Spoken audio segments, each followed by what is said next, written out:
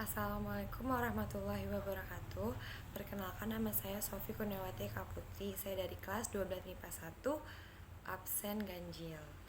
Di sini saya akan sedikit menceritakan hasil dari materi yang sudah saya baca yang berjudul Pemikiran dan Perjuangan Muhammad Natsir oleh Dr. Anwar Harjono SH.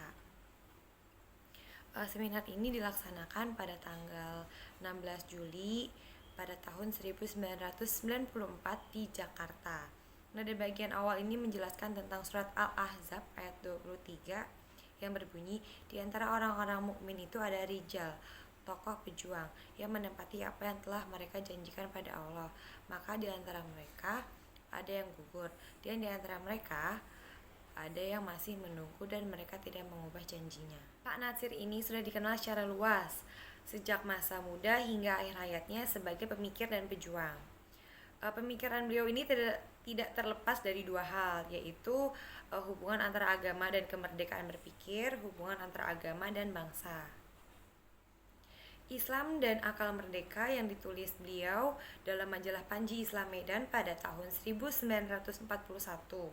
Dalam buku itu tepatnya di bawah judul Kemerdekaan Berpikir, Tradisi dan Disiplin, almarhum antara lain menyatakan, salah satu dari tiang-tiang ajaran junjungan Nabi kita Muhammad SAW yang penting ialah menghargai akal manusia dan memperlindunginya daripada tindasan-tindasan yang mungkin dilakukan orang atas nikmat Tuhan yang tidak ternilai itu. Junjungan kita meletakkan akal itu sebagai salah satu alat untuk mengetahui Tuhan.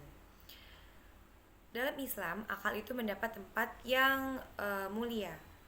Akal tidak ditindas, melainkan dipergunakan dan diberi jalan, diberi mengalir untuk kemanfaatan kita manusia. Lalu ada sedikit kutipan, apakah ini juga berarti orang-orang Islam harus melemparkan semua macam paham-paham lama yang harus menjadikan akal merdekanya sebagai hakim tertinggi dalam semua hal-hal?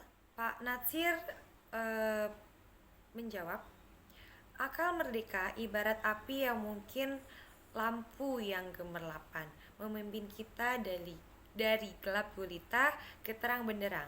Seringkali mungkin pula ia menyala, berkobar-kobar, menyiar, bakar rumah dan gedung, menghanguskan barang-barang yang ada. Maka agama itu datang bukan semata-mata mendekati akal. Agama datang membangun akal, membangkitkan akal, menggemarkan orang yang memakai akal sebagai suatu nikmat ilahi yang maha indah. Agama juga datang untuk mengalirkan akal menurut aturan yang lurus.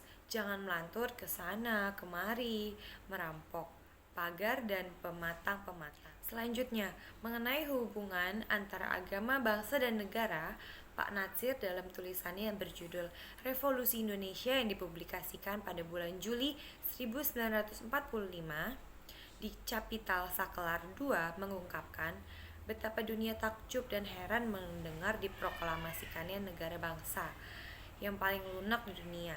Rakyat Indonesia mengalami metamorfosis dari seekor domba menjadi seekor macan. Perubahan hebat itu menurut almarhum terjadi karena Indonesia memiliki senjata material yang dibangkitkan oleh para pemuka revolusi.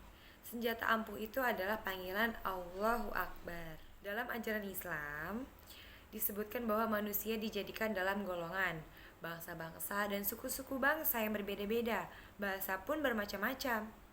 Hal ini kita sebut sebagai fitrah. Atas dasar pemikiran Bapak Natsir, beliau tidak pernah melihat adanya masalah hubungan Islam dan kebangsaan. Sekian dari saya, kurang lebih mohon maaf. Wassalamualaikum warahmatullahi wabarakatuh.